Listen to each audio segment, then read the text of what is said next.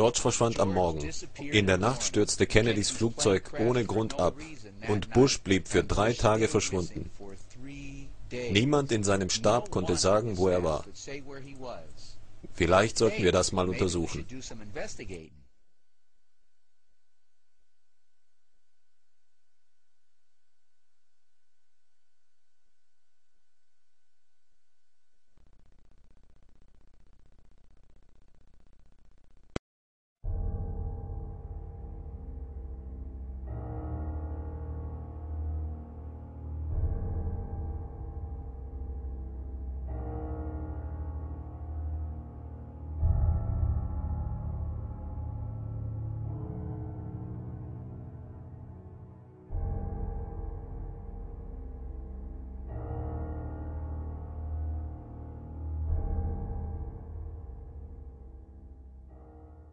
This evening, I come to you with a message of leave-taking and farewell, and to share a few final thoughts with you, my countrymen.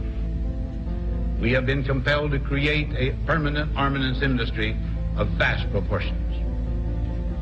3.5 million men and women are directly engaged in the defense establishment. The total influence, economic, political, even spiritual, is felt in every city, every state house, every office of the federal government.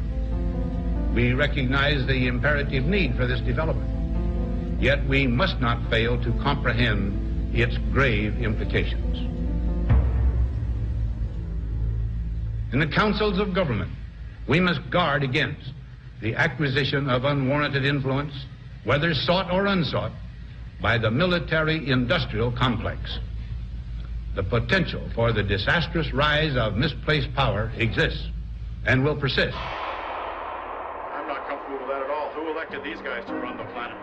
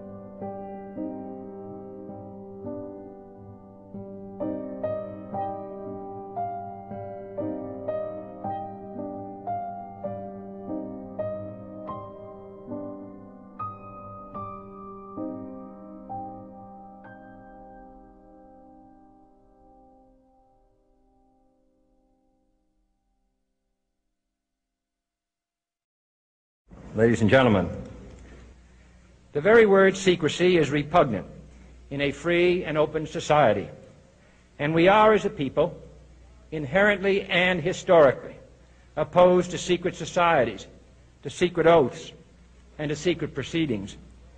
We decided long ago that the dangers of excessive and unwarranted concealment of pertinent facts far outweighed the dangers which are cited to justify it. Even today, there is little value in opposing the threat of a closed society by imitating its arbitrary restrictions. Even today, there is little value in ensuring the survival of our nation if our traditions do not survive with it.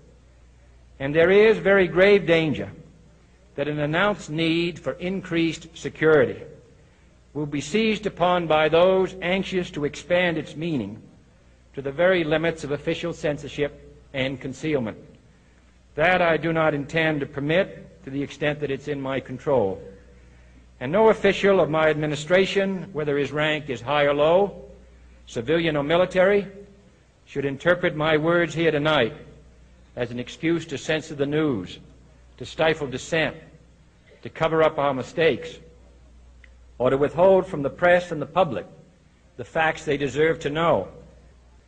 For we are opposed around the world by a monolithic and ruthless conspiracy that relies primarily on covert means for expanding its sphere of influence, on infiltration instead of invasion, on subversion instead of elections, on intimidation instead of free choice, on guerrillas by night instead of armies by day.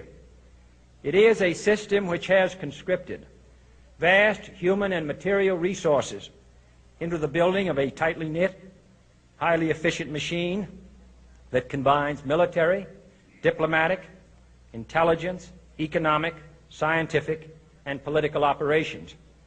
Its preparations are concealed, not published. Its mistakes are buried, not headlined. Its dissenters are silenced, not praised. No expenditure is questioned, no rumor is printed, no secret is revealed.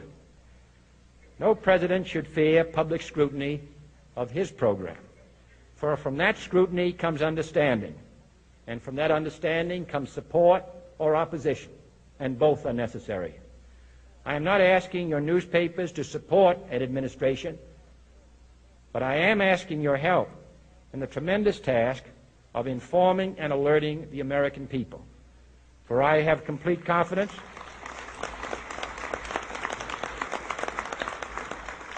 in the response and dedication of our citizens whenever they are fully informed.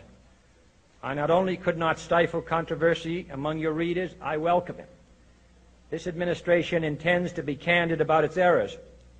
For as a wise man once said, an error doesn't become a mistake until you refuse to correct it. We intend to accept full responsibility for our errors, and we expect you to point them out when we miss them. Without debate, without criticism, no administration and no country can succeed, and no republic can survive. That is why the Athenian lawmaker Solon decreed it a crime for any citizen to shrink from controversy.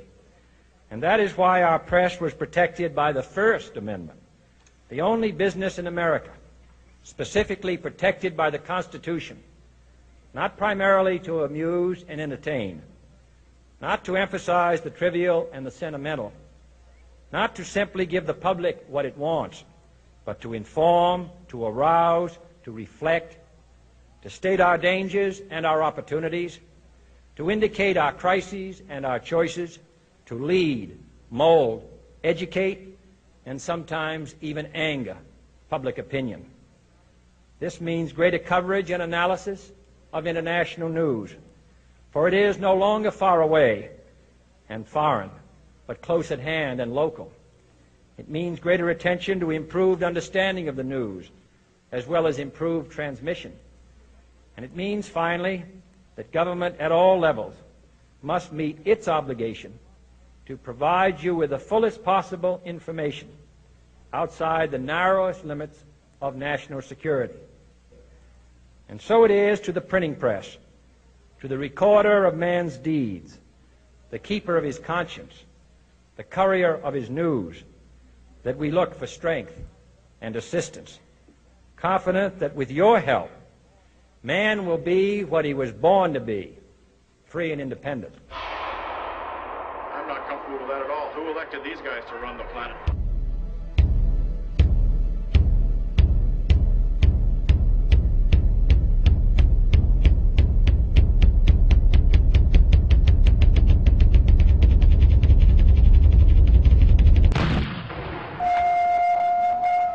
Here is a bulletin from CBS News. In Dallas, Texas, 3 shots were fired at President Kennedy's motorcade in downtown Dallas. The first reports say that President Kennedy has been seriously wounded by this shooting.